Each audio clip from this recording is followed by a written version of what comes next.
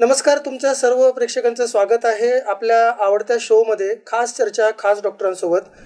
Doctor आनंद Deshmukh MBBS MD physician आहेत, general physician आहेत आणि डायबेटॉलॉजिस्ट आहेत. मेडिकवर हॉस्पिटलमध्ये कार्यरत आहेत सर. सर, तुमचं स्वागत आहे शोमध्ये.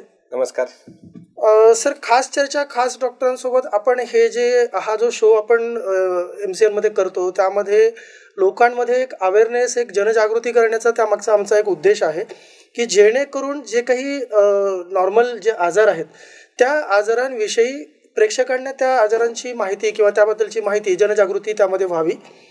तर माझा पहिला प्रश्न तुम्हाला सर असा असेल की जो एक जनरली सगळीकडे आपण बनतो की ताप आलाय, ताप येतोय, किंवा एक साधा ताप आपण ज्याला म्हणतो तुमच्या वैद्यकीय भाषेमध्ये, त्याला आपल्याला म्हणता येईल. तर साधा ताप म्हणजे नेमकं काय?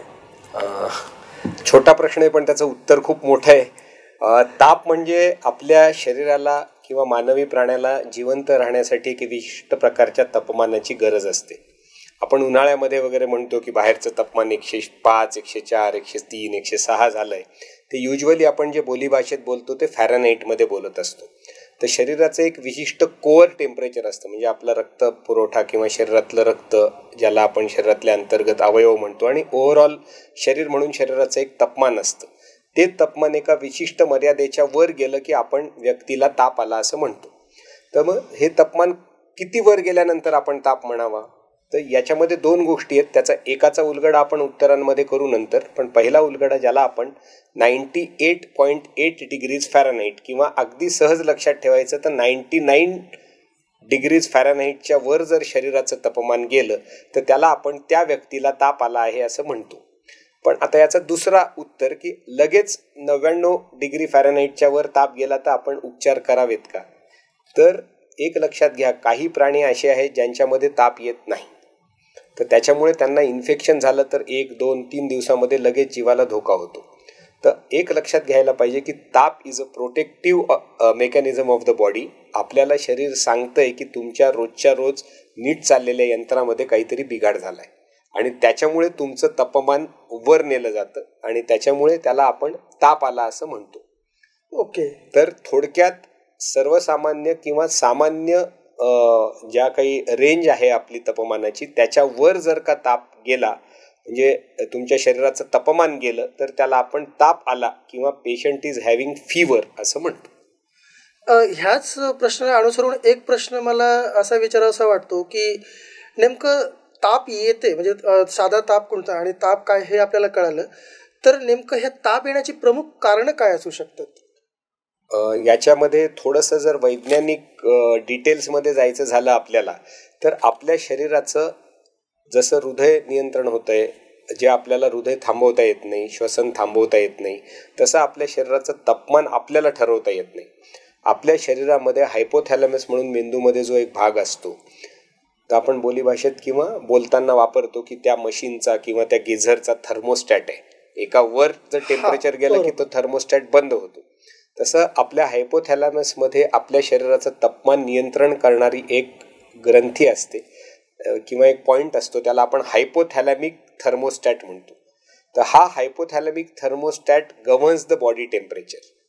तर युजली ज्याला आपण म्हणतो की ताप येण्याचं जे काही कारण आहे, तर ज्याला ताप आणणाऱ्या ज्या गोष्टी आहेत, ज्याला आपण पायरोजन्स म्हणतो, मग त्याच्यामध्ये असंख्य जीवाणू आले, विषाणू आले, पॅरासाईट आले किंवा काही इतर इन्फेक्शन सोडूनही कारणं आले, ज्याच्याने हा थर्मोस्टॅट वर सेट झाला की त्या थर्मोस्टॅटच्या आज्ञेनुसार शरीराला वर सेट व्हावं लागतं. तर एक उदाहरणादाखल आपण घेऊ की एक कॉमनली आपण बोलताना म्हणतो फ्ल्यू झाला. तर फ्ल्यू हा 95% वेळेला व्हायरसेसमुळे किंवा विषाणूंमुळे होतो. तर तो विषाणू कुठल्याही प्रमाणामध्ये, म्हणजे दूषित अन्नातून म्हणा किंवा श्वसनातून म्हणा, जर तो आतमध्ये गेला तर शरीराला बेसिकली जाणवते की हे काहीतरी आपल्या रेग्युलरपेक्षा वेगळं आलंय आणि त्याच्यामुळे it sets your thermostat at higher level. तर त्यांनी जर तो 101ला सेट केला तर आपल्याला 101चा ताप येतो. आपलं बॉडी त्या थर्मोस्टॅटच्या मागे काम करते. बरं, मग आता का होतं असं?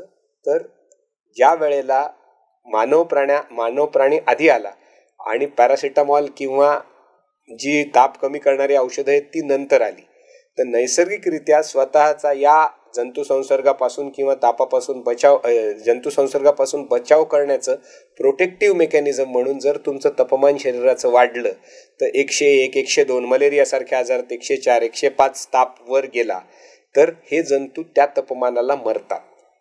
म्हणून it's relatively a protective mechanism. पण आज आपण समजा इथून पुण्याला जायचंय तर बैलगाडीने जात नाही, आज आपण गाडीनी, स्वतःच्या गाडीनी, काही जण विमानाने जातात. तर हळूहळू जसं जसं विज्ञान विकसित होत गेलं तसं तसं एवढा त्रास 104चा ताप मी 8 दिवस सहन करण्यापेक्षा देअर आर बेटर मेडिकेशन्स की ताप कमी करायचा. आणि मीनवाईल ताप कमी करत असताना मूळ आजार जर शोधता आला आपल्याला मग तर तो शोधला तर त्या कारणाचं समूळ नष्ट करायचं. मग मलेरिया जो नैसर्गिकरित्या काही जणांना बरं करेल, काही जणांना बरं करणार नाही, तर ताप घ्यावा का ताप घेऊ नये. तर आता आपण अशा 2025 मध्ये आहोत तर निश्चित प्रमाणामध्ये हा थर्मोस्टॅट वर सेट झाला तर आपल्याकडे उत्तमोत्तम औषधं आणि उत्तमोत्तम निदान करण्याची सोय आहेत. तर जेणेकरून आपण त्या थर्मोस्टॅटला नॉर्मलला आणतो आणि मग आपला ताप नॉर्मल आहे. बरोबर.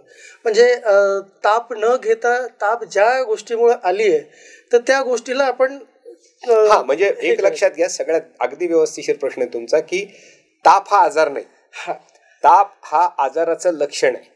म्हणजे मला जर माझे पाय खूप दुखायला लागले तर बेसिकली माझ्या पायातच दोष आहे असं काही नाही. कदाचित माझ्या त्या स्नायूंवर ताण पडला असेल, कदाचित माझं एक्झर्शन जास्त झालेलं असेल, कदाचित मला शारीरिक असा कुठला तरी आजार असेल ज्याच्यामध्ये मी गळून गेल्यासारखं वाटतं आहे. तसंच ताप हा असंख्य नानाविध प्रकारांनी येतो, पण तो बेसिकली त्या कारणात त्या तेवढ्या वेळासाठी प्रोटेक्टिव्ह मेकॅनिझम आहे. पण आपल्याला ओव्हरऑल शरीराला ते तापमान वाढल्यामुळे होणारे दुष्परिणाम जसं घाम येतो, थंडी वाजते, धडधड होते, शरीरामध्ये असंख्य वेदना होतात किंवा पेन्स होतात, तर मग हे बाकीचे दुष्परिणाम सहन करताना माणूस खूप हवालदिल होतो. ते होऊ नये म्हणून मग आपण बाकीचे उपाययोजना करतो. नक्कीच. म्हणजे आता तुम्ही जशी माहिती दिली ती आमच्या प्रेक्षकांपर्यंत पोहोचलीच आहे.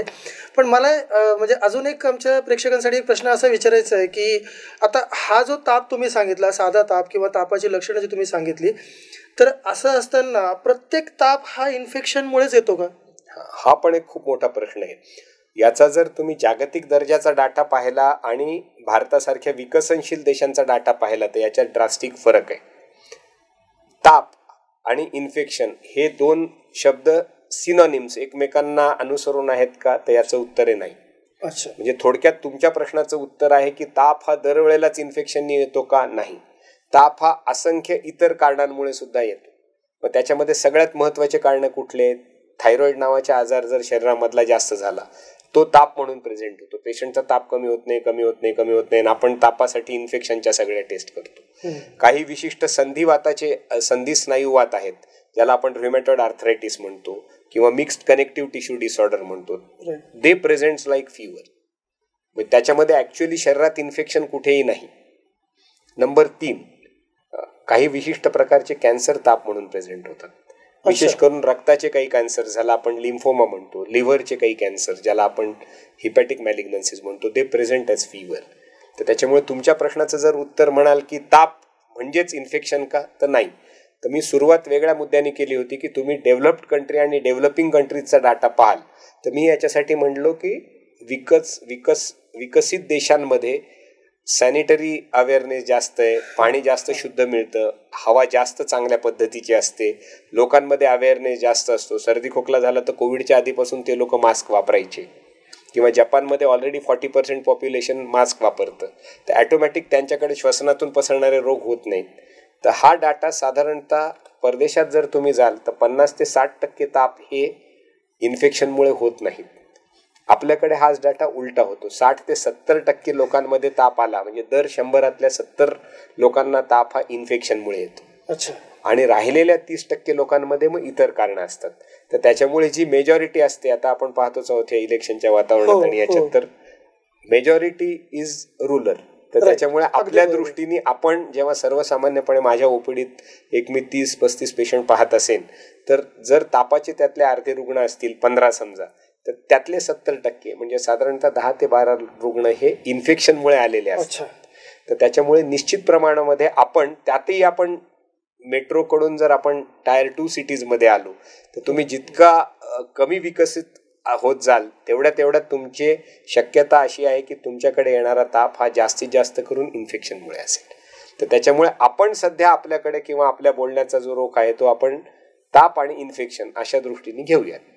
नक्कीच डॉक्टर साहेब, आपल्याकडे आता हा संभाजीनगर जो एरिया आहे हा आपल्या मराठवाड्यामध्ये येतो आणि मराठवाड्यामध्ये बहुतांश लोकांची सवय म्हणजे मी पण माझ्या लहानपणी बघत आलो, कदाचित तुम्ही ह्या गोष्टी अनुभवल्या असतील, की आपल्याकडे ताप आला की मग उगाच विनाकारण तो अंगावर काढायचा, 1-2 दिवस पुल ऑन करायचं, एखादी गोळी घे, काहीतरी कर, असं काहीतरी लोक करत असतात. तर मला नेमकं विचारायचं आहे की म्हणजे असं 2-3 दिवस ताप आलाय आणि तरी पण आपण डॉक्टरांकडे गेलो नाही, तर म्हणजे हे कितपत योग्य की म्हणजे किती दिवसांनी म्हणजे आता 3 दिवस झालेत किंवा 4 दिवस झाले तो ताप तसाच आहे आणि तरी पण आपण डॉक्टरकडे जात नाहीत, तर याला काही वेळ किंवा मर्यादा असू शकते की बाबा 2-3 दिवस ताप टिकला तरच डॉक्टरांकडे जायचं, नाहीतर मग 1-2 दिवस म्हणजे धकतंय चालतंय. बरोबर. आता यालाही ना म्हणजे वेळेची मर्यादा मला त्यामध्ये बरोबर आहे. याला सुद्धा पुन्हा बरेच या प्रश्नाला उत्तराला कंगोरे आहेत. कारण जसं जगामध्ये किंवा अमेरिकेमध्ये सेंटर फॉर डिसीज कंट्रोल म्हणून आहे, तर त्यांच्याकडे समजा एखाद्या विशिष्ट एरियामधून किंवा एखाद्या स्टेटमधून जर कुठल्या तापाचा उद्रेक झाला, जसं त्यांच्याकडे एखाद्या विशिष्ट रेस्टॉरंटमधून टायफॉइडचे रुग्ण आढळले, तर ते हॉटेल सील करतात आणि त्या आजूबाजूच्या एरियातल्या लोकांना सांगतात की बाबा तुम्हाला जर ताप आला असेल तर जरी पहिल्या दुसऱ्या दिवसाचा ताप असेल तरी तुम्ही डॉक्टरकडे जा, कारण हा नैसर्गिकरित्या बरा होणारा व्हायरल ताप नाहीये, हा टायफॉइडचा ताप आहे.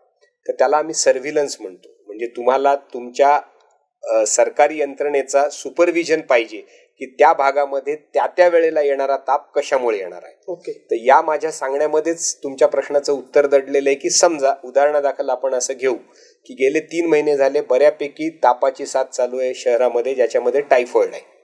तर तो तुम्ही घरी नुसत्या इलाज 3 दिवस करा, 2 दिवस करा, 5 दिवस करा, तो बरा होणार नाही.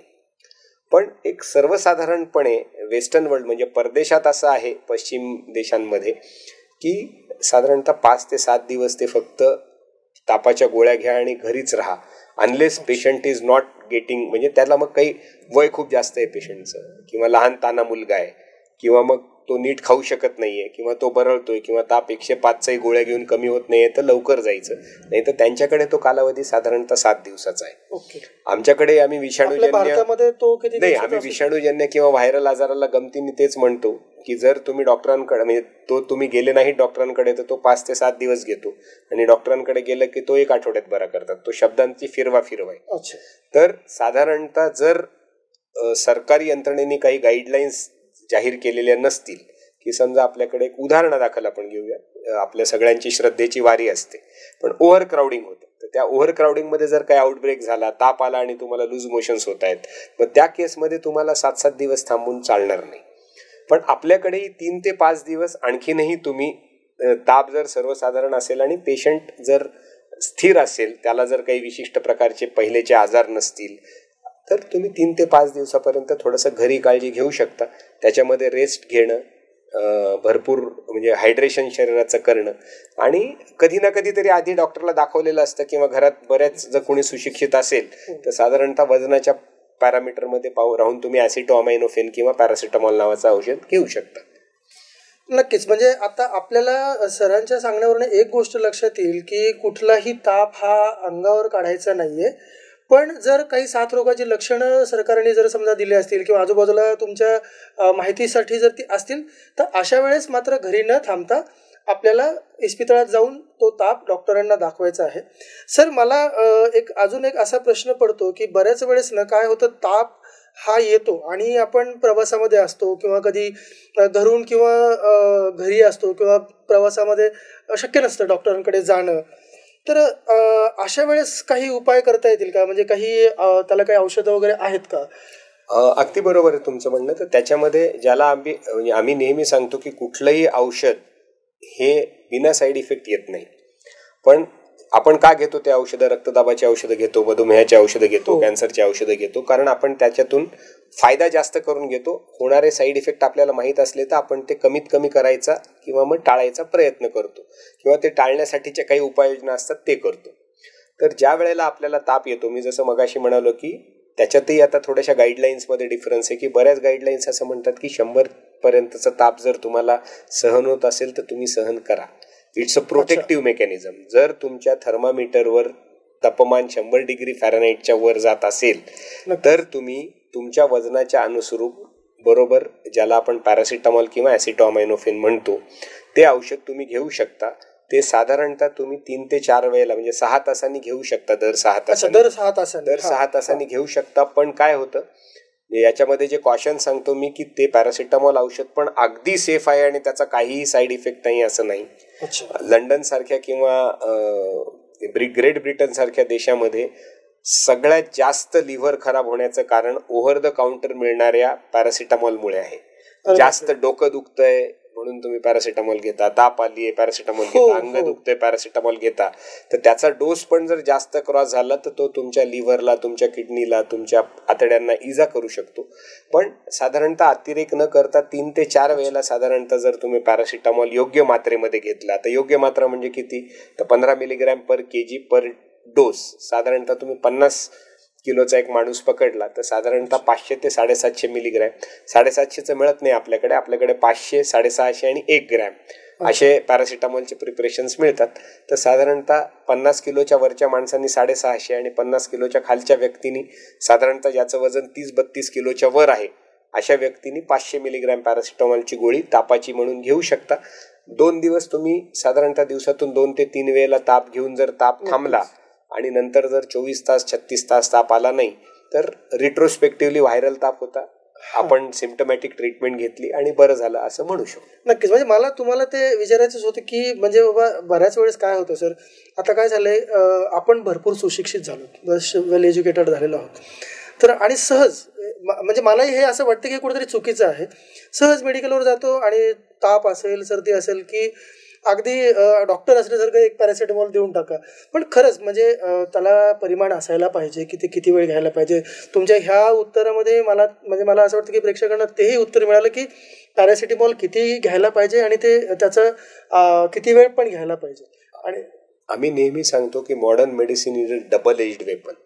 ज्याला तलवार चालवता येते त्यानेच ती म्यानामध्ये टाका. बरोबर. त्याच्यामुळे पण दरवेळेला हे शक्य होत नाही. आपल्याकडे पर पॉप्युलेशनच्या 10,000 लोकांमागे डॉक्टरांचा रेशो कमी आहे, तर ते विचारात गेलं. काही रुग्णांचा आर्थिक स्तर तेवढा चांगला नसतो की लगेच डॉक्टरांकडे जाता येईल, तर त्यांनी हे लक्षात ठेवावं की ती गोळी निश्चित प्रमाणामध्ये खूप चांगल्या पद्धतीने ताप कमी करते, पण त्याला असा अमर्याद वापर करता येणार नाही. 3-3, 4-4 तासांनी ती गोळी पटापट घेता येणार नाही. तर एक इमर्जन्सी म्हणून पहिले 2 ते 3 दिवस म्हणजे काय म्हणतात त्याला अगदी मर्यादेत योग्य प्रमाणामध्ये पॅरासिटामॉल घेणं इज डेफिनेटली इंडिकेटेड. फार तर फार आपण असं म्हणू शकतो की त्याच्यासोबत भरपूर पाणी प्या, तर त्याच्यामुळे ती थोडी डायल्यूट होते. आणि अजून एक म्हणजे की ताप आली की आपण लगेच पॅरासिटामॉल घ्यायला जातो, होतं असं बऱ्याच वेळेस. तर मग म्हणजे मला एक विचारायचं की किती वेळ थांबावं बरं, म्हणजे ताप जर आला असेल तर काही त्याला लगेच औषध जाऊन म्हणजे मला ताप आला आणि मी जाऊन लगेच औषध घेऊन यायचं की मी थोडा वेळ वाट बघावी, थांबावी? असं आपण एखाद्या प्लॅटफॉर्मवर बोलताना सल्ला देणं खूप सोपं आहे, पण समजा आता तुम्हाला किंवा मला जर अर्ध्या तासानंतर 100 ताप आला तर आपण सगळ्यात पहिले काम करणार आहे की गोळी घेणार आहोत. तर ताप आलेल्या व्यक्तीच्या दृष्टीने विचार केला तर फार थांबणं योग्य नाही, कारण नैसर्गिकरित्या तो ताप जायला वेळ थोडा बहुत लागणार आहे. तर युजली आम्ही तर असं रिकमेंड करतो आमच्या पेशंटला की थोडंसं 3, 4, 5, 6 relatively safe, I am using the word relatively safe औषधांचा एक किट घरी असावा, जेणेकरून आपल्याला म्हणजे किंवा आता खूप लोक परदेशात जातात आणि ओव्हर द काउंटर ड्रग मिळत नाहीत. आता आर्थिक स्तर सुधारत गेल्यावर खूप आपल्या शहरातली मंडळी पण फॉरेनला जाताना आमच्याकडून किट घेऊन जातात. मग त्यांना आम्ही फॉर ओव्हरसीज ट्रॅव्हल म्हणून लिहून देतो की उलटी झाली तर, खा झाली तर, लूज मोशन झाल्या तर, ताप आला तर, अंग दुखलं तर, जी यादी देतो ती साधारणतः प्रत्येकाने आपल्या घरी ठेवावी. आपल्या एकदा कधीतरी डॉक्टरला कन्सल्ट करून कुठली गोळी कशासाठी, मला चालेल का. आता we practice as a family physician, तर आम्हाला माहित असतं की बाबा या व्यक्तीच्या किडनीला सूज आहे, या व्यक्तीला पॅरालिसिस झालेला आहे, या व्यक्तीला अल्सर आहे, या व्यक्तीला मूळव्याध आहे, उदाहरण. तर त्याच्यामुळे accordingly we make the star की बाबा ही गोळी तुम्हाला चालत नाही, कुटुंबातला या 3 जणांना चालेल. तर तशा दृष्टीने पॅरासिटामॉल हे घरात असणं हे आवश्यक आहे. आणि दरवेळेला आपण नेमका योगायोगाने रविवार येतो, शनिवार रात्री 12 वाजलेले असतात, मग तुम्ही इमर्जन्सीत जाऊन एक्सटेन्सिव्ह खर्च करून ते करण्यापेक्षा एक बेसलाईन ट्रीटमेंट म्हणून आपल्याला ती गोळी निश्चित घ्यायला पाहिजे. म्हणजे आपल्याला आपल्या जे काही दर्शक आहेत त्यांना घाबरवायचं नाहीये, पण असं रिलॅक्सेशन म्हणून माझ्याकडे 20 पॅरासिटामॉलच्या गोळ्या आहेत. थोडंसं पेन थ्रेशोल्ड वेगवेगळी असते प्रत्येक रुग्णाला. एखाद्याला आम्ही त्याला म्हणजे आपल्याकडे बोली भाषेत हाडीताप म्हणतात. हाडीताप आला नाही की गोळी खाते, हाडीताप आला नाही की गोळी खाते. साहेब कधीच थर्मामीटरवर ताप येत नाही. मग ती गोळी त्या तापासाठी खात नसतात. त्याच्याने अंग दुखणं कमी होतं, त्याच्याने फिलिंग ऑफ वेलबिंग येत. मग त्याच्यामुळे लोक समजा एखादा व्यक्ती 2-2 दिवस नाईट शिफ्ट केली, मग त्यांची ती डिपेंडन्सी झाली आहे त्या गोळीवर. बरोबर, दॅट इज नॉट करेक्ट. म्हणजे दर्शकांना मला सांगायला नक्कीच आवडेल की तुमच्या घरामध्ये एक तापीसाठी एक तुम्हाला प्रायमरी औषधोपचार पेटी तयार ठेवायची आहे. पण ती पेटी तयार ठेवत असताना जे तुमचे फॅमिली डॉक्टर आहेत त्यांच्या सल्ल्यानेच ती ठेवायची आहे. म्हणजे जसं आता डॉक्टरांनी सांगितलं त्याप्रमाणे हे तितकंच महत्त्वाचं आहे. सर मला एक अजून म्हणजे विचारायचं आहे, त्यामध्ये पुढचा प्रश्न प्रेक्षकांसाठी तितकंच महत्त्वाचा आहे की ताप येण्याची ही जी लक्षणे आहेत ती मुलांमध्ये किंवा प्रौढांमध्ये एकसारखीच असतात की ती वेगवेगळी सुद्धा असू शकतात? थोडंसं, कारण आम्ही आता लास्ट 25 वर्षापासून आम्ही 14 वर्षाच्या वरच्या रुग्णांना उपचार करतो. पण बऱ्याच वेळेला काय आहे, ज्याला आपण थ्रेशोल्ड म्हणतो, म्हणजे खूप कमी प्रमाणामध्ये लहान मुलांमध्ये असतं. तर लहान मुलांमध्ये फेब्राईल कन्व्हल्जन्स दिसतात. 102, 103 ताप आला की लगेच त्यांना फिट्स येऊ शकतात. बरोबर. किंवा तापाचा दुसरा दुष्परिणाम असतो की डिहायड्रेशन होतं. डिहायड्रेशन झालं तर युजली प्रत्येक आपल्या शरीरामध्ये जे 70% पाणी आहे, तर आपल्याला समजा 70 किलो, 75 किलो, 60 किलो, 80 किलोच्या व्यक्तीला मार्जिन आहे. एखादा 2 लिटर पाणी कमी झालं तर चालतं. पण समजा लहान मुलगा आहे ज्याचं वजनच 3 किलो आहे, त्याचे 200-300 ml पाणी कमी होणं is also like 10% volume loss. तर त्या ठिकाणी ते थोडंसं सिरियस होऊ शकतं. तर लहान मुलांमध्ये हे जे मी बोलतो आहे साधारणतः 13-14 वर्षाच्या वरच्या, ज्याला आपण थोडंसं प्रौढत्वाकडे येणारे मुलं किंवा प्रौढ माणसं यांच्याबद्दल बोलतोय. आजाराचं स्पेक्ट्रमही निश्चित बदलतं. पण ज्याला साथीचे आजार म्हणतात, म्हणजे टायफॉइड आहे, मलेरिया आहे, चिकनगुनिया आहे, मध्यंतरी आपण जवळजवळ 2.5 वर्ष कोविड पाहिला, या सगळ्यांची लक्षणं थोडेफार प्रमाणात वर खाली होत राहतात. पण मी त्यातल्या त्यात तुम्हाला प्रौढ लोकांमध्ये किंवा ज्यांना ॲडल्ट म्हणतो त्याच्यामधल्या आजाराचं स्वरूप जास्त चांगल्या प्रमाणात सांगता येईल. पण तुमच्या प्रश्नाचं उत्तर हो, लहान मुलांमध्ये आणि वयस्कर माणसांमध्ये तापाचं म्हणजे तापाची लक्षणं वेगवेगळे असतात आणि तापाचे दुष्परिणाम लहान मुलांमध्ये जास्त त्रासदायक असतात. मग अशा वेळेस ताप आलेली असताना खाण्यापिण्याचं काही बंधन पाळलं पाहिजे का? काय सांगाल? आता याच्यामध्ये 2 मुद्दे आहेत की ताप होण्याचं आपण सध्या बोलतो आहोत ते फक्त इन्फेक्शनच्या बाबतीत. ज्याच्यामध्ये दूषित अन्न पाण्यातून होणारे जे आजार आहेत, जो सध्या मी जसं मगाशी उल्लेख केला ओझरता की आपल्याकडे सध्या गेले 3-1 महिने टायफॉइडची साथ होती. तर टायफॉइड असेल, पोटाशी संबंधित आजार असतील ज्याला आपण गॅस्ट्रोएंटरायटिस म्हणतो ते असेल, या आजारामुळे जर का ताप झालेला असेल तर तसंही नैसर्गिकरित्या तुमचं शरीर तुम्हाला म्हणजे तुमच्या पोटाला वाचवण्यासाठी तुम्हाला भूक आणत नाही. किंवा कधी कधी व्हायरल हिपॅटायटिस ज्याला आपण बोली भाषेत कावीळ म्हणतो, तो पण पहिले 2-3 दिवस ताप आणतो. तो शेवटी विषाणूजन्य आजारच आहे. तर त्या गोष्टीमध्ये तुम्हाला खाणं जातच नाही. पण आपल्याकडे अशी धारणा आहे की खाणं जात नाही म्हणजे सलाईन लावलं म्हणजे मला शक्ती येईल, तसं नाही. तुम्ही ग्लुकॉन डीचे बिस्किट खाल्ले किंवा तुम्ही काय म्हणतात त्याला ग्लुकोजचं पाणी पिलं, नारळाचं पाणी पिलं, तरी तुम्हाला हायड्रेशन आणि कॅलरीज मिळत राहतात. तर त्याच्यामुळे खाण्याचे आणि मेन रुग्णाला खाण्याची इच्छाच होत नसताना तुम्ही बळजबरी काय काय खाणं देणार. पण तुमचा प्रश्नाचा जो ओघ आहे की नाही बाबा, समजा एखाद्या पेशंटला कावीळ आहे किंवा टायफॉइड आहे तर विशिष्ट तुम्ही तेलकट पदार्थ खायला दिले तर आजार बळावेल का? तर असं नाही. खाण्यापिण्याचे तसे तापामध्ये फार काही रिस्ट्रिक्शन्स नाही. तर फक्त आपण घरी शिजवलेलं, चांगलं शिजवलेलं, सकस काय म्हणतात त्याला, जास्त शक्यतो करून शाकाहारी, पचायला हलका असं, आणि घरचं शुद्ध पाणी, हे याला रिस्ट्रिक्ट करायची काही गरज नाही. तर त्याच्यामुळे बहुतांशी तापांमध्ये कुठल्याही पद्धतीचं खाण्यापिण्याची रिस्ट्रिक्शन करण्याची गरज नाही. मला एक प्रश्न नेहमीच पडतो, म्हणजे बऱ्याच वेळेस मी बघत आलोय की आपल्याकडे घरी ना ताप आला की एकतर ते पॅरासिटामॉलचा विषय आपण बोललो असेल, दुसरा अजून एक प्रकार आपल्याकडे नेहमीच घडतो.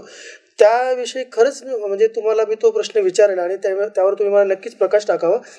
आपल्याकडे घरी त्या डोक्यावर पट्ट्या ठेवणे किंवा थंड पाण्याने ते अंग पुसून काढणे वगैरे हा एक प्रकार नेहमीच बघितला जातो. तर हा कितपत योग्य आहे सर? म्हणजे तुम्ही कसा प्रकाश टाकाल ह्या गोष्टी? मी मगाशी तुम्हाला जसं सांगितलं तसं थर्मोस्टॅट जो आहे तो वर सेट झालेला आहे आणि त्याच्यामुळे बॉडी टेम्परेचर वर नेते आणि तुम्ही त्याला थंड करताय. It is a transient relief. तुम्ही मूळ थर्मोस्टॅटला काहीच करत नाहीयेत. तुमच्या पट्ट्या सरकल्या आणि एक 10 मिनिट गेले की पुन्हा तो ताप पुन्हा येणार. अच्छा. पण हे जे मगाशी पुन्हा आपला मुद्दा झाला होता की लहान मुलांमध्ये थोडासा ताप 101 102च्या वर गेला की तो मेंदूत जाऊन फिट्स येण्याची भीती असते.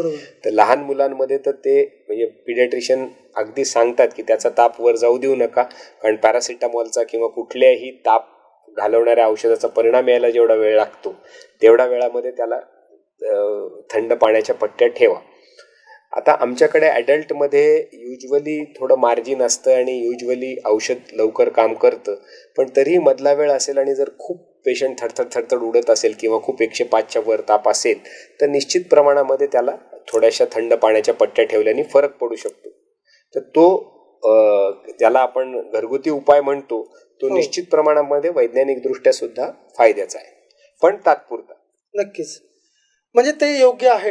योग्य. जर एखाद्या व्यक्तीला वारंवार जर ताप येत असेल तर तो म्हणजे कुठल्या आजाराचं लक्षण त्यामध्ये असू शकतं?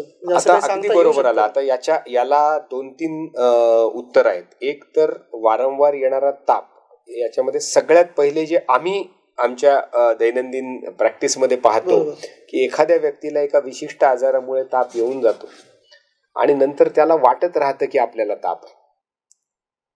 ताप आल्यानंतर तर तो वारंवार ताप येतोय का हे खरोखर म्हणजे आम्ही थर्मामीटर विकत घ्यायला लावतो 80-100 रुपयाचा आणि मोजायला लावतो. बरेच 50-60% लोकांमध्ये त्याच्यावर ताप आला नाही की त्यांना हायसं वाटतं की बाबा मला वाटत होतं ताप आहे पण मशीन तर ताप दाखवत नाही आणि माय फिवर हॅज डिसअपियर्ड.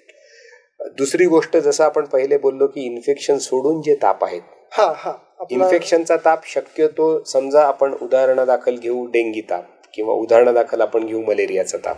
तो एका विशिष्ट टप्प्यामध्ये डेंगीचं उदाहरण फार बरोबर होणार नाही, कारण डेंगी ताप हा विषाणूजन्य ताप असल्याने नैसर्गिकरित्या हळूहळू करत बरा होऊन जातो. पण जे इन्फेक्शन नैसर्गिकरित्या बरे होत नाहीत, जसं मलेरिया आहे, जसं टायफॉइड आहे, ज्याला तुम्हाला प्रतिजैविक घ्यावंच लागतात किंवा अँटीपॅरासायटिक घ्यावंच लागतं, क्लोरोक्विन फॉस्फेट जे म्हणतो आपण ते, तर त्या तापामध्ये ताप सारखा येतोय म्हणजे एक तर मूळ आजार कमी प्रमाणात म्हणजे बरोबर उपचार झाले नाहीत किंवा जे उपचार झाले ते पूर्ण प्रमाणात झाले नाहीत. एक विशिष्ट प्रकारचा मलेरिया असतो ज्याला आपण प्लाझ्मोडियम व्हायवॅक्स मलेरिया म्हणतो.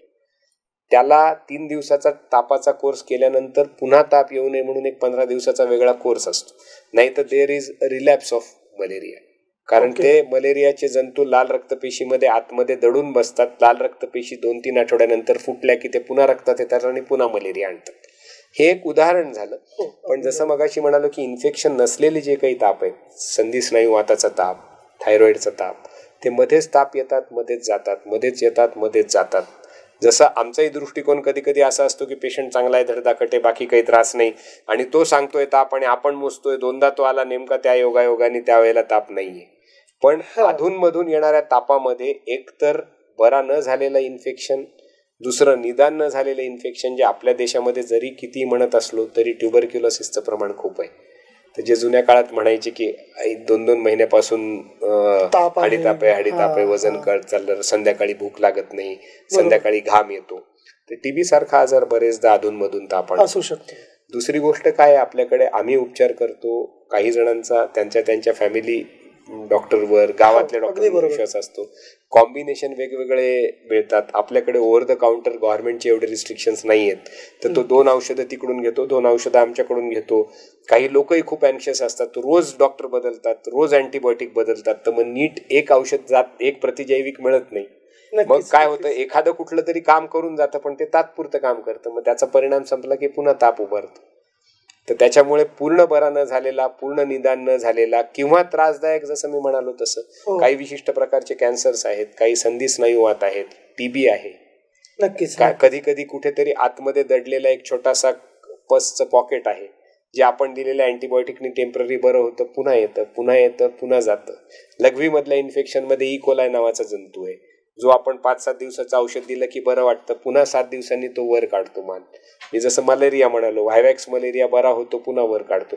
तर ती खूप लांबलचक यादी आहे. बरोबर. तर त्याच्यामध्ये आमचा रोल खूप महत्वाचा आहे की मी प्रायमरीली काय विचार केला. मग तो बरा झाला होता तर तो पुन्हा आलाय, तर पुन्हा त्या आजाराचा रिलॅप्स आहे का, तोच आजार पुन्हा आलाय का. दुसरी गोष्ट, नक्की ताप येतोय का. असं आहे आपल्याकडे की आपण अशा देशात राहतो जिथं एकाऐवजी 2-2 इन्फेक्शन होऊ शकतात. तर बाबा त्याला व्हायरल झालं होतं, त्याच्यातून तो बरा होतोय, मग मलेरिया झाला का, टायफॉइड झाला का, या अँगलनी आपल्याला विचार करावा लागतात. मग त्यात खूप गोष्टी येतात की पेशंटची भूक कशी आहे, पेशंटचं वजन किती नीट आहे, पेशंट त्याच्या नीट ऍक्टिव्हिटीज करतोय का, पेशंटचे मग त्याच्यानंतर 7 दिवस झालेले असतील, 5 दिवस झालेले असतील तर ब्लड पॅरामीटर्स बॅड आहेत का, की नाही मग पेशंट एक रुग्ण म्हणतोय मला ताप येतोय, त्याचं वजन कमी झालेलं नाही, ऑफिसचं काम व्यवस्थिशीर करतोय, आणि मग कुठेतरी थोडंसं रक्तक्षय निघाला, हिमोग्लोबिन कमी आहे, त्याच्यामुळे त्याला असं वाटत राहतंय का की मला ताप आहे. मग त्याच्या अगेन्स्ट समजा एखादा व्यक्ती आहे की ज्याचे पांढऱ्या पेशी वाढतच चालले आहेत, त्याच्या प्लेटलेट कमीच होत चालले आहेत, त्याचं हिमोग्लोबिन कमीच होत चाललंय, त्याच्या सोनोग्राफीत कुठेतरी काहीतरी इन्फेक्शन दिसतंय, तर मग देन प्रॉबेबली किंवा घरात आधी टीबीची हिस्ट्री आहे, याला कधीतरी आधी टीबी होऊन गेलाय, याच्या आजोबांना कधीतरी टीबी होता. मग या अँगलनी याला आम्ही PUO म्हणतो, म्हणजे पायरेक्झिया ऑफ अननोन ओरिजिन, म्हणजे ताप ज्याचं निदान आपल्याला होत नाही पण पेशंटला तर ताप आहे. बिलकुल. वेगवेगळ्या प्रकाराने इन्फेक्शनच्या दृष्टीने वेगळ्या टेस्ट, नॉन इन्फेक्शनच्या दृष्टीने वेगळ्या टेस्ट अशा कराव्या लागतात. नक्कीच. म्हणजे आता ह्या उत्तरातनं मी प्रेक्षकांना सुद्धा सांगू इच्छितो की ज्या वेळेस तुम्ही डॉक्टरकडे जाता आणि डॉक्टर तुम्हाला काही प्रिस्क्रिप्शन ज्यावेळेस लिहून देत असतात, तर ते प्रिस्क्रिप्शन पूर्णपणे घ्यायचं. जनरली आपल्याकडे खूप पद्धती लोक अर्धेच औषधं लोक घेतात, पण म्हणजे त्यांची धारणा अशी असते की काय डॉक्टर साहेबांचं कामच असतं लिहून द्यायचं, पण नाही मेडिकल सर आणि मेडिकलवाले विचारतात की पूर्ण देऊ का अर्धे देऊ. आणि दुसरी गोष्ट काय, आपली माणसं त्यामुळे तो वारंवार तापासाठी गेलो, 2 दिवसात माझा ताप थांबला, आता पुढचं कशाला औषध घ्यायचं, हा दृष्टिकोनी असतो. नक्कीच. त्याचा तोटा समाजाला आणि उपचार करणाऱ्या डॉक्टरांना अशा दृष्टीने होते की we are observing lot many drug resistant strains. म्हणजे समजा मी 1999ला MD झालोय, तर त्यावेळेला जो टायफॉइड ज्या औषधांना उपचार करायचा, त्या औषधांना आता टायफॉइड उपचार साथ देत नाही. आम्ही ज्याला उपचार करायचो किंवा जे ते न्यूमोनिया त्यावेळेला जे काम करायचे, ज्या प्रतिजैविकांना, ज्या अँटीबायोटिकला, त्या अँटीबायोटिकला काम करत नाहीत. त्याच्यामुळे आता आपल्याला एका विशिष्ट साध्या आजारासाठी सुद्धा जास्त ताकदवर औषधं वापरावी लागतात.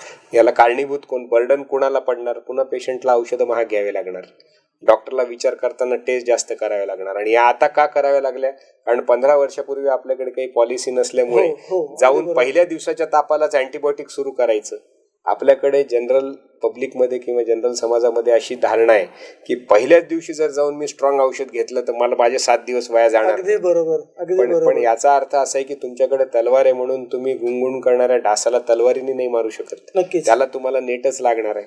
त्याचा विषाणूजन्य ताप आहे आणि तुम्ही अँटीबायोटिक घ्याल तर तुम्हाला खरोखर ते अँटीबायोटिक पुढच्या वेळेला जेव्हा घ्यायचंय त्यावेळेला ते शरीर त्याला रिस्पॉन्ड करणार नाही. That is increasing the drug resistant in the society. अगदी बरोबर. म्हणजे लगेच बरं होण्यापेक्षा हळूहळू बरं होणं हे खूप स्वाभाविक आहे आणि डॉक्टरांनी दिलेली औषधं पूर्ण घ्यायची आहेत आपल्याला, हे तुम्ही नक्कीच लक्षात घ्या. आम्ही रुग्णांना सांगताना असं सांगतो की यात स्वार्थही आहे आणि परमार्थी, दोन्ही गोष्टी आहेत. तुम्ही तर बरं होणारच आहात, पण उद्या तुमच्या जनरेशनला, तुमच्या नातेवाईकांना, तुमच्या कम्युनिटीतल्या लोकांना, तुमच्या गावातल्या लोकांना तुम्ही आज अँटीबायोटिक पूर्ण घेतलंय, त्याच्यामुळे ड्रग रेझिस्टन्स नव्हतं, तेच अँटीबायोटिक पुढच्या वेळेला काम करणार आहे. नाही तर तुम्हाला घ्यावं लागलेलं आज 10 रुपयाचं औषध त्यांना 300 रुपयाचं पडणार आहे. बरोबर.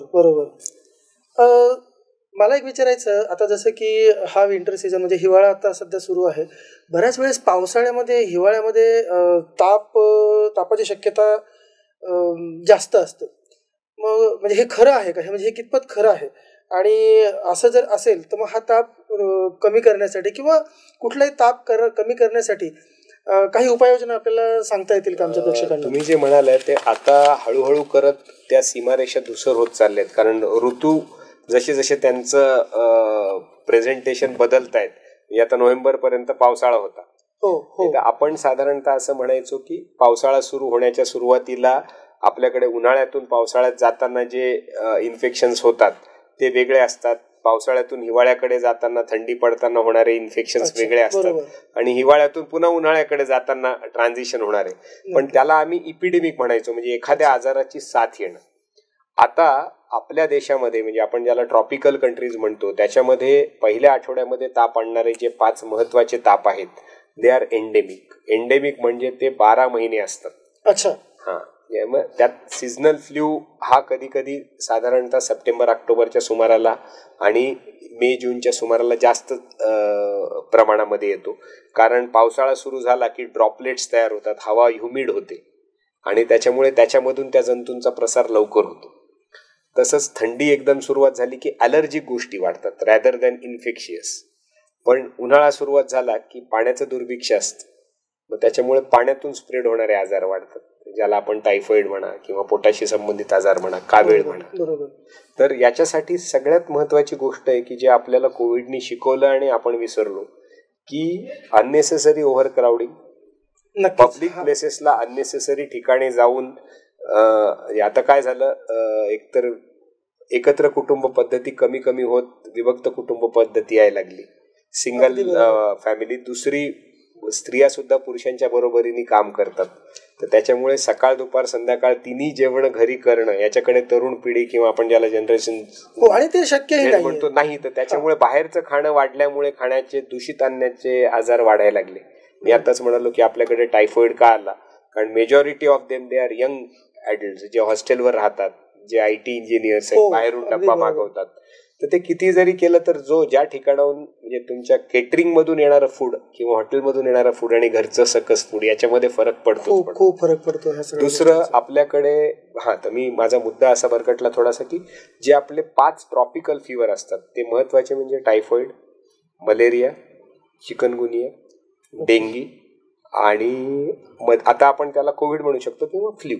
हे जे 5 आजार आहेत हे साधारणतः आपल्याकडे सदैव कमी जास्त प्रमाणामध्ये 12ही महिने आढळतात.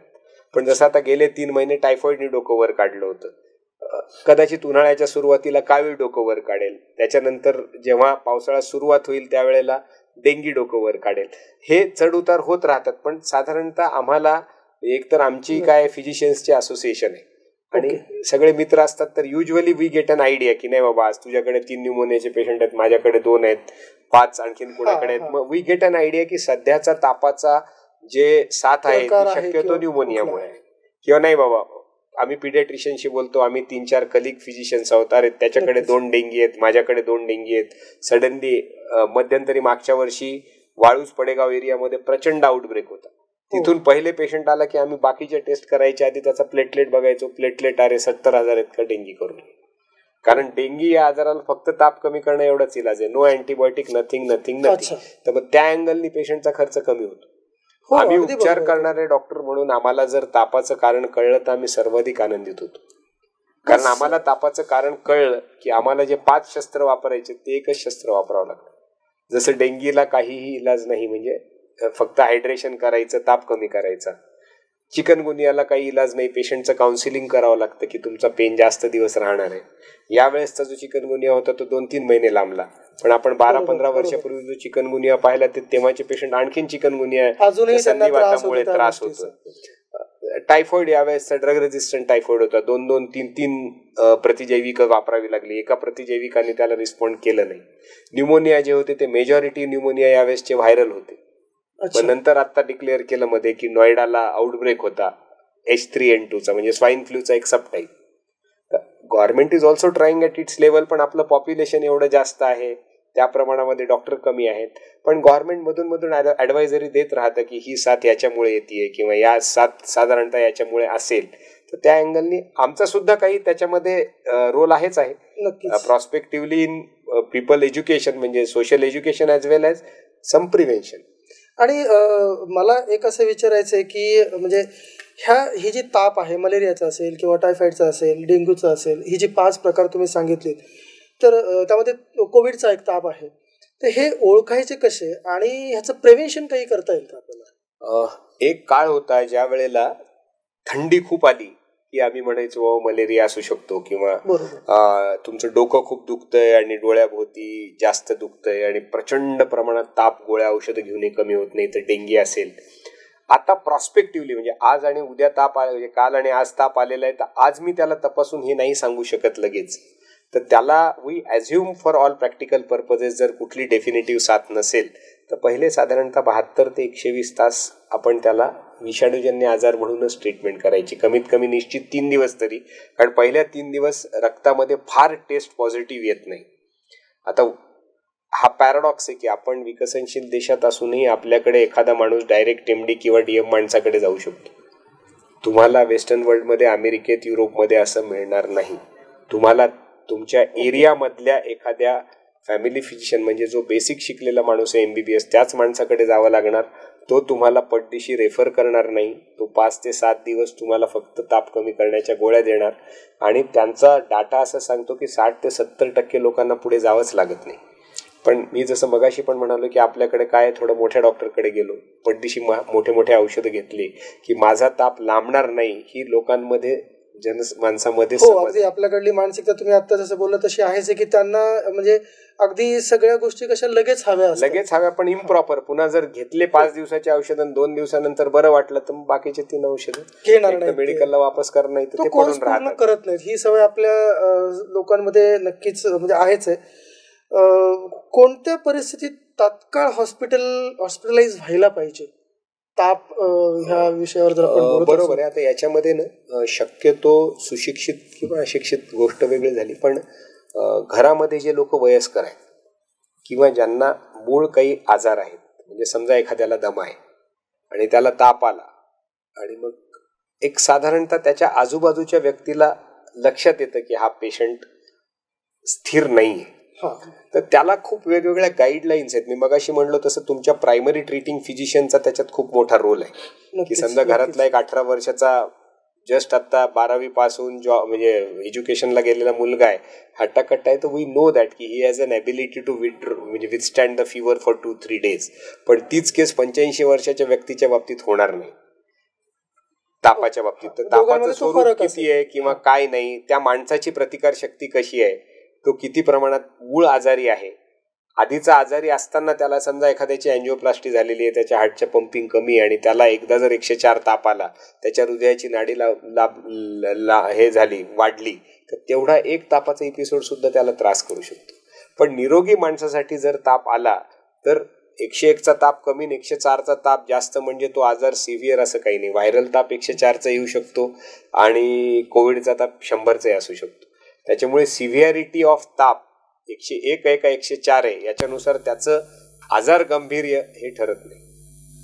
पण तुमच्या प्रश्नाचं उत्तर थोडंसं अवघड याच्यासाठी आहे की त्या फॅमिलीमध्ये कुणी ना कुणीतरी व्यक्ती असा हवा जो हे डिसिजन घेऊ शकेल. म्हणजे आमच्या बोलण्याने आपण म्हणलं थांबावं आणि कुणी जर वयस्कर माणूस घरी थांबला तर नंतर असं वाटू नये की आपण आधी दवाखान्यात गेलो असतो. पण युजली तेवढं जजमेंट फॅमिलीतल्या मंडळींना येतं. आत्ताच्या दैनंदिन जीवनामध्ये जीवनशैली पूर्णतः बदललेली आहे. अशा ह्या जीवनशैलीमध्ये ताप न येण्यासाठी आपल्या ह्या जीवनशैलीत काही बदल करू शकतो का, असं काही थोडक्यात तुम्हाला सांगेल का एक तज्ञ म्हणून? आमच्याकडे खूप पेशंट्स हा प्रश्न विचारतात, तो वेगळ्या पद्धतीने विचारतात की सर इम्युनिटी वाढवायला काहीतरी द्या. तर मी म्हणतो इम्युनिटी वाढवायची म्हणजे काय, सारखा आजारी पडतो, सारखा ताप येतो. तर बेसिकली देअर इज नो काय म्हणतात त्याला golden formula for immunity boosting. नैसर्गिक ज्या गोष्टी आहेत म्हणजे निरोगी राहण्यासाठी ज्या आवश्यक आहेत की 30 ते 45 मिनिटाचा रोज व्यायाम करणं, एक 15 मिनिट सूर्यप्रकाशामध्ये राहणं, 7 तासाची झोप, घरचं साफ स्वच्छ चांगलं जेवण ज्याच्यामध्ये प्रथिनं भरपूर आहेत आणि कार्बोहायड्रेट किंवा कार्बक आणि फॅट मर्यादित आहेत, उकळून थंड केलेलं किंवा चांगलं स्वच्छ पाणी, या बेसिक गोष्टी नसल्यामुळेच मेजॉरिटी आजार होतात. नक्कीच. त्याच्यामुळे इम्युनिटी बुस्टर किंवा हे ताप न येण्यासाठी काय करणं, तर निरोगी जीवनशैलीचा अंगीकार. नक्कीच. डॉक्टर साहेब, खूप छान वाटलं तुमच्याशी बोलून. आमच्या MCNच्या सर्व प्रेक्षकांना आज तुमच्यामुळे तापेविषयी आणि ह्या सर्व आजाराविषयी खूप चांगली माहिती मिळाली, त्याबद्दल खरंच तुमचे धन्यवाद. खास चर्चा खास डॉक्टरांसोबत या विशेष कार्यक्रमामध्ये आपण इथेच थांबूयात. तुम्ही बघत राहा MCN न्यूज. नमस्कार.